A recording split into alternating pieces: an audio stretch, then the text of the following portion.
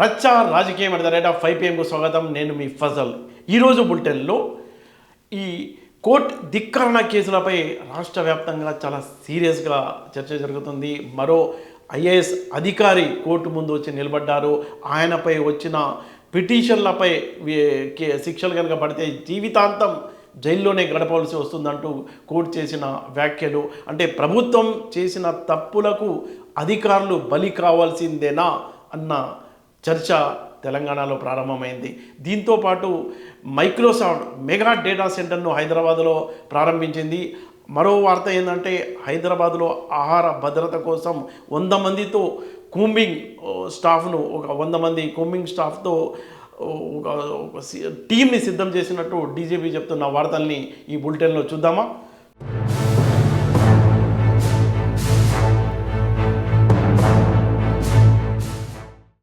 తెలంగాణలో కోర్టు ధిక్కరణ కేసులు మరోసారి హాట్ టాపిక్గా మారాయి. ఎందుకంటే ఇటీవలనే హైకోర్టు చాలా సీరియస్గా స్పందించింది. 63 కోర్టు ధిక్కరణ కేసులు ఉన్నాయంటూ హైడ్రా కమిషనర్ ఈవి రంగనాథ్పై ఆయన్ని తొలగించమని కూడా, వేరే అధికారిని నియమించమని కూడా కోర్టు ఆదేశాలు జారీ చేసింది. ఆయన క్షమాపణ అడిగినా కోర్టు అంతగా లెక్క చేయలేదు. ఇప్పుడు మరో లేటెస్ట్ వార్త ఏంటంటే చాలా సీరియస్గా ఆర్థిక శాఖ కార్యదర్శి సీనియర్ ఐఏఎస్ అధికారి సందీప్ కుమార్ సుల్తానియాపై కోర్టు చాలా ఆగ్రహం వ్యక్తం చేసింది. కోర్టు ధిక్కరణ కేసులు, ఆయన మీద ఆ పిటిషన్లపై చర్య కనుక తీసుకుంటే జీవితాంతం ఆ అధికారి జైల్లోనే గడపవలసి వస్తుంది అంటూ చేసిన వ్యాఖ్యలు తెలంగాణలో చర్చనీయాంశంగా మారాయి. ఎందుకంటే ఆయన పేరు మీద, అంటే ఆర్థిక శాఖ కార్యదర్శి పైన పిటిషన్లు 2000 పిటిషన్లు ఉన్నాయి. దీంతో చాలా సీరియస్గా మొత్తం రాష్ట్ర ప్రభుత్వం అసలు ఎన్ని కోర్టు ధిక్కరణ కేసులు ఉన్నాయనే దాని మీద ఒక జాబితా తయారు చేస్తే మొత్తం పాతవి కొత్తవి అన్నీ కలిపి 5000 కేసుల వరకు ఉన్నాయి. ఎందుకు ఇలాంటి పరిస్థితి వస్తుంది? కోర్టులు చాలా సీరియస్గా ఎందుకు ఆగ్రహం వ్యక్తం చేస్తున్నాయి? తమ మాట ఎందుకు వింటలేదని వీళ్ళపై కోర్టు నాన్ బెయిలబుల్ వారెంట్లు కూడా విడుదల చేస్తామని హెచ్చరిస్తున్నారు. వ్యక్తిగతంగా కోర్టు ముందు వచ్చి నిలబడాలని ఆదేశాలు జారీ చేస్తున్నారు. కోర్టు ఆదేశాలు జారీ చేసినప్పటికీ ఆ ఆదేశాలు ఎందుకు అమలు కావడం లేదు? అధికారులు కోర్టు ముందు వచ్చి నిలబడాల్సిన దుస్థితి ఎందుకు వచ్చింది అన్న అంశాలు తెలంగాణ ప్రజలు చాలా సీరియస్గానే మాట్లాడుకుంటున్నారు. ఈ ధోరణి ఇప్పుడు వచ్చింది కాదు, గతంలో కేసీఆర్ హయాంలో కూడా ఇలాంటి ధోరణి కొనసాగింది. ఈ మాట ఢిల్లీలో మీడియాతో మాట్లాడుతూ సీఎం రేవంత్ రెడ్డి చెప్పారు. అప్పట్లో ప్రభుత్వ ప్రధాన కార్యదర్శి పైన 300కు పైగా కోర్టు ధిక్కరణ కేసులు ఉన్నప్పటికీ అప్పుడు ఎవరు కూడా పిటిషన్లు వేయలేదు, కోర్టులు పిలవలేదు అంటూ ఆయన ఒక వ్యాఖ్య చేశారు. ఏ అధికారిని ఎక్కడ ఎలా పని తీసుకోవాలో అనే అంశం ప్రభుత్వం చేతిలో ఉంటుంది, కోర్టుల చేతిలో ఉండదు.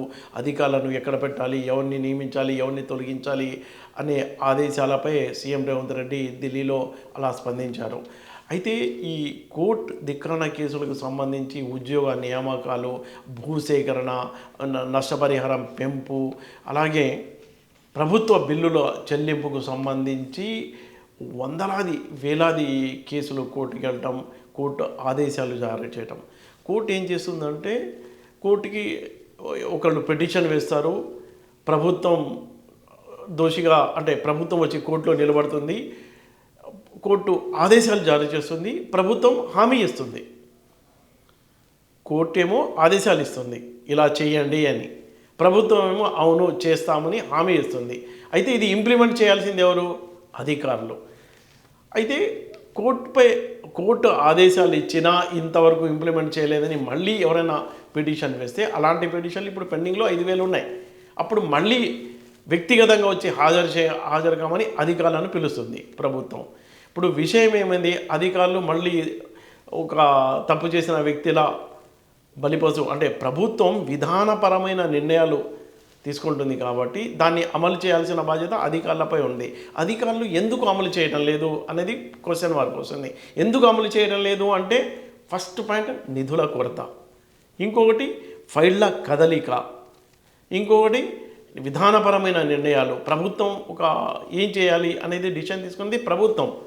ఇలాంటప్పుడు ప్రభుత్వం విధానపరమైన నిర్ణయాలు తీసుకునేది బాధ్యత ప్రభుత్వాన్ని అయినప్పుడు ఇక్కడ బలి పశువుగా ఎందుకు అధికారులు అవుతున్నారు అన్న చర్చ చాలా సీరియస్గా ఇప్పుడు స్టార్ట్ అయ్యింది. మనం చూసుకున్నట్లయితే దాదాపు 5,000 కేసులు ఉన్నాయండి. ఏ డిపార్ట్మెంట్లో ఉన్నాయనే దాని మీద నేను మాట్లాడతా. రెవెన్యూ శాఖలో ఉన్నాయి, మున్సిపల్ శాఖలో ఉన్నాయి, విద్యాశాఖలో ఉన్నాయి, పంచాయతీరాజ్ శాఖలో ఉన్నాయి, ఆర్థిక శాఖలో ఉన్నాయి. ఈ శాఖలో కోర్టు ధిక్కరణ కేసులు ఉన్నాయి. వీటిపై నిర్ణయం తీసుకోవాల్సింది, ఆ నిర్ణయాన్ని అమలు చేయాల్సిన బాధ్యత అధికారులదే అయినప్పటికీ ప్రభుత్వం డెసిషన్ తీసుకోవాలి. ప్రభుత్వం డెసిషన్ తీసుకుంటేనే, అంటే ఆ ఫైల్ క్లియర్ అయ్యి వచ్చి నిధులు అయినప్పుడే ఆ అధికారి అమలు చేస్తాడు. కాకపోతే ఇప్పుడు ఆ టైంలో ఉన్న అధికారులు మారుతూ ఉంటారు. ఇప్పుడు ఆ కార్యదర్శిని కోర్టు పిలుస్తుంది, వాళ్ళు బలిపశువులు అయిపోతున్నారు అన్న బాధ వాళ్ళలో ఉంది. ఈ సమస్యకు పరిష్కారం అంటే టోటల్గా మనం చూసుకున్నట్లయితే ఇది కేవలం రేవంత్ సర్కార్లో వచ్చిందని కాదు, గతంలో కేసీఆర్ హయాంలో ప్రారంభమైన ఈ ధోరణి ఇప్పటికీ రేవంత్ సర్కార్లోనూ కొనసాగుతుంది. అంటే ప్రభుత్వం రకరకాల లెక్కలు ఉంటాయి వాళ్ళకి. ఇప్పుడు కోర్టు ఆదేశాలు, అందరూ కోర్టునే ఆశ్రయిస్తారు. అయితే ఇది ఇంప్లిమెంట్ కావడం లేదు అనే దాని మీద చాలా కోర్టులు కూడా చాలా సీరియస్గా తీసుకుంటున్నాయి. తమను ఎందుకు లెక్క చేయడం లేదు ప్రభుత్వాలు అనే దాని మీద అమితుమి తెలుసుకోవడానికి, అంటే ప్రభుత్వం యొక్క పాలన ఎలా ఉంది అనే దానికి ఈ ధిక్కరణ కేసులు అద్దం పడుతున్నాయని మనం చెప్పుకోవచ్చు. అయితే దీనిపై ఎలాంటి రిజల్ట్ రాబోతుంది?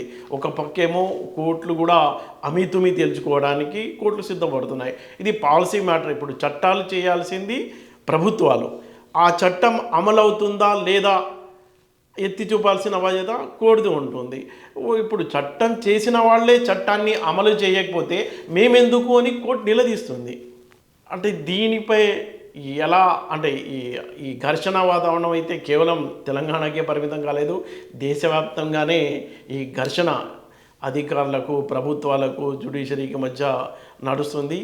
దీనిపై ఏమవుతుంది అనే దాని మీద సీరియస్గా చర్చ జరగాలి. ఆ చర్చ ఇప్పుడు ప్రారంభమైందని మనం చెప్పుకోవచ్చు. ప్రజలు మాట్లాడుకుంటున్నారు. దీనికి పరిష్కారం ఎలా ఉంటుంది అనేది కూడా చాలా ఉత్కంఠగా మారింది. ప్రభుత్వం విధాన నిర్ణయాలు తీసుకుంటుంది, అది అధికారులు అమలు చేస్తారు. చేసినప్పుడు కేసులు పడేది అధికారుల మీద.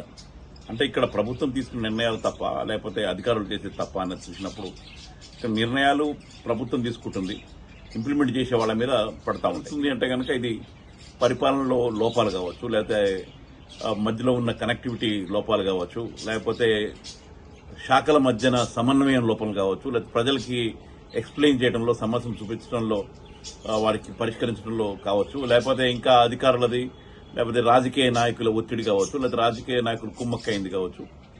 వీటన్నిటి మధ్యలో కూడా జరుగుతున్నదే ప్రాబ్లమే ఇక్కడ అధికారులు బలిపశువులు కావడానికి ప్రధానంగా మనకు కనబడతా ఉంటుంది. అయితే ఇక్కడ ఒక విషయం స్పష్టంగా చెప్పాలి. మరి హైకోర్టు ఉత్తర్వులు అమలు చేయాల్సిందే, ఎందుకంటే రాజ్యాంగం ప్రకారంగా అది ఇంప్లిమెంట్ కావాల్సిందే. అది ఎలా జరగాలి ఏంటి అన్నది అది ప్రభుత్వం తీసుకున్న నిర్ణయాలు. వీటన్నిటిలో సశివేశలు ఉండకూడదు. రాజ్యాంగానికి ఎవరూ అతీతులు కాదు. దాని మీద తప్పనిసరిగా ఇంప్లిమెంట్ కావాల్సిందే. ప్రజలు కోరేది ఒకటే ఉంటుంది. ఇవి ప్రజలు, ప్రభుత్వం, కోర్టులు లేకపోతే అధికారుల మధ్యన సమన్వయం ఒకటి ఉండాలి. తర్వాత ఏదైతే జడ్జిమెంట్లు వస్తాయో ఇంప్లిమెంట్ కావాలి. ఇవన్నీ జరిగినప్పుడు మాత్రమే ఇటువంటి తగ్గడానికి అవకాశాలుంటాయి.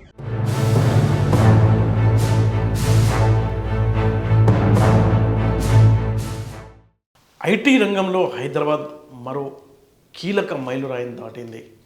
ప్రపంచ దిగ్గజం మైక్రోసాఫ్ట్ తన మెగా క్లౌడ్ డేటా సెంటర్ను హైదరాబాద్లో ప్రారంభించింది. ఇప్పటికే వాళ్లకు పూణే, చెన్నై, ముంబైలో మెగా క్లౌడ్ డేటా సెంటర్లు ఉన్నాయి. 4వది హైదరాబాద్లో ప్రారంభమైంది. ఇది హైపర్ స్కేల్ డేటా నెట్వర్క్ సెంటర్గా దీన్ని చెప్పుకోవచ్చు. ఈ సెంటర్ రావటం వల్ల ఏమవుతుందంటే ఇక్కడ ఉన్న సంస్థలు తమ డేటాను ఇండియాలోనే భద్రపరచుకోవచ్చు, వేగంగా సేవలు పొందవచ్చు, మిల్లీ సెకండ్లలోనే డేటా ప్రాసెసింగ్ అవుతుంది, డేటాకు భద్రత, లోకల్గానే డేటా ఉంటుంది. ఈ రకరకాల ఈ 3 బెనిఫిట్లు ప్రధానంగా, అంటే చాలా తక్కువ మిల్లీ సెకండ్లలోనే డేటా ప్రాసెసింగ్ అవుతుంది, భద్రత ఉంటుంది. అయితే ఇంకొక ఆసక్తికరమైన విషయం ఏంటంటే జీరో వాటర్ కూలింగ్ సిస్టమ్ అన్నమాట. వీళ్ళ దగ్గర పర్యావరణాన్ని దృష్టిలో పెట్టుకుని డేటా సెంటర్కి లక్షల లీటర్ల నీళ్లు అవసరం ఉంటుంది. అందుకే అంత నీరు రాకుండా, అంత నీరు వాడకుండా ఈ పర్యావరణాన్ని దృష్టిలో పెట్టుకుని కొత్త టెక్నాలజీ డెవలప్ చేసింది.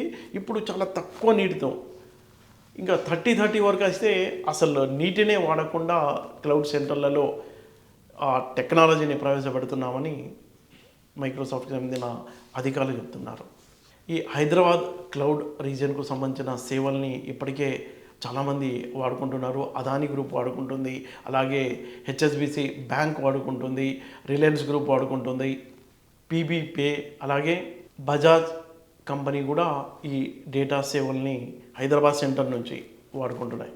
ఇండియాలో డిజిటల్ సేవలు, ఏఐ, క్లౌడ్కు సంబంధించి భారీ ఎత్తున పెట్టుబడి పెడతామని గతంలో ఇచ్చిన హామీ మేరకు ఆ హామీలో భాగంగా 20.5 బిలియన్ డాలర్ల పెట్టుబడిలో భాగంగానే ఈ హైదరాబాద్కు సంబంధించిన డేటా క్లౌడ్ సెంటర్ వచ్చినట్టు మైక్రోసాఫ్ట్కి సంబంధించిన అధికారులు చెప్తున్నారు.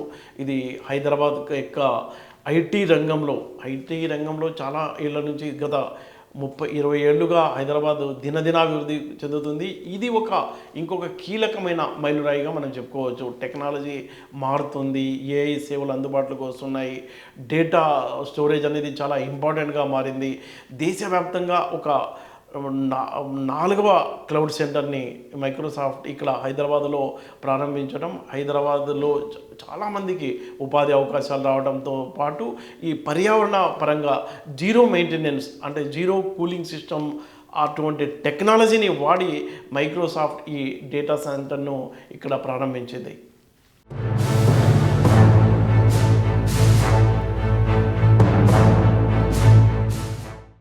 ఆహారాన్ని ఎవరైనా కల్తీ చేస్తే ఉక్కు బాధంతో అణచివేస్తామని ప్రభుత్వం హెచ్చరిస్తుంది.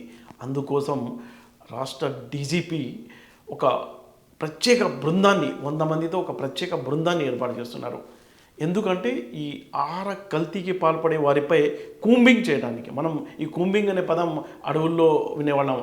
గతంలో మావోయిస్టులను ఏరివేయడానికి కూంబింగ్ చేసేవాళ్ళు. సేమ్ అదే తరహాలో 100 మంది ప్రత్యేక బృందంతో రాష్ట్ర పోలీసులు ఒక ప్రత్యేక విభాగాన్ని, అంటే ఈ విభాగంలో ఫుడ్ ఇన్స్పెక్టర్లు ఉంటారు, డ్రగ్ కంట్రోల్ అథారిటీ, వీటి అన్నిటినీ ఒక గొడుగు కిందకి చేర్చి వాళ్లకు అనుకూలంగా వాళ్ళ యాక్షన్స్ అమలు చేయడానికి 100 మంది ప్రత్యేకమైన పోలీసులతో ఈ బృందాన్ని ఏర్పాటు చేస్తున్నట్టు డీజీపీ సివి ఆనంద్ చెప్పారు.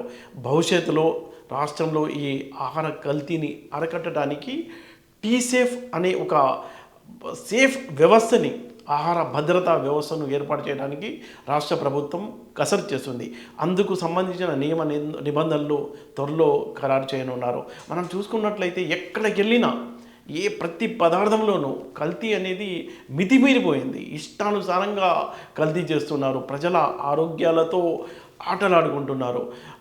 లెక్క చూసుకున్నట్లయితే తెలంగాణలో ఈ కల్తీ ఆహారం తిని ప్రతి ఏడాది 53,000 మంది క్యాన్సర్కు గురవుతున్నారంట. ఈ నేపథ్యంలో రాష్ట్ర ప్రభుత్వం దీనిపై చాలా సీరియస్గా వ్యవహరించాలని నిర్ణయం తీసుకోవడమే కాదు, అమలు చేస్తుంది. గతంలో ఫాస్ట్ పెట్టింది. వాళ్ళు చేసే దాడులకు ప్రతిరోజు కూడా, అంటే హోటల్స్ చూసుకున్నా, కిరాణా షాపులు చూసుకున్నా, ఏ రంగం చూసుకున్నా, ప్రధానంగా ఈ ఆహార పదార్థాలు ప్రతి దాంట్లో కూడా దారుణమైన పరిస్థితుల్లో కల్తీకి పాల్పడుతూ ఉండటం, వాళ్ళపై ఎన్నిసార్లు చర్యలు తీసుకుంటున్నా అవి రిపీట్ అవుతూనే ఉన్నాయి.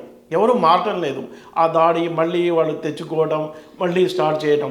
మిగతా వాటిల్లో దీనికి ఫుడ్కి సంబంధం ఏంటంటే, ఆ కల్తీ ఆహారం ఎవరైతే తింటున్నారో వాళ్ళు దీర్ఘకాలిక వ్యాధులకు, అలర్జీ సమస్యలకు, స్కిన్ సమస్యలకు, అలాగే ఈ గ్యాస్ట్రిక్ ట్రబుల్ ప్రాబ్లానికి, అలాగే క్యాన్సర్ లాంటి భయంకరమైన రోగాల బారిన పడుతున్న నేపథ్యంలో తెలంగాణలో టీసేఫ్ పేరుతో ఒక ఆరోగ్య భద్రతా వ్యవస్థను తీసుకురావాలని ప్రభుత్వం లక్ష్యంగా తీసుకుంది. ఆ దిశగా అడుగులు తీసుకోవడంలో భాగంగా ముందుగా 100 మంది పోలీస్ అధికారులతో ఒక కూంబింగ్ కోసం ఒక ఫోర్స్ను ఏర్పాటు చేస్తున్నారు. ఆ తర్వాత ఈ టీసేఫ్ అనే ఒక భద్రతా వ్యవస్థకు కావాల్సిన రూల్స్, రెగ్యులేషన్స్, నిబంధనలు అవన్నీ తయారవుతున్నాయి. భవిష్యత్తులో కూడా ఎవరైతే ఆహార కల్తీకి పాల్పడుతున్నారో వాళ్ళపై కఠినమైన చర్యలు తీసుకోవడం, పీడీ యాక్ట్ కింద బుక్ చేయడం లాంటివి చేయాలని కూడా ప్రభుత్వం చాలా సీరియస్గా ఆలోచిస్తుంది.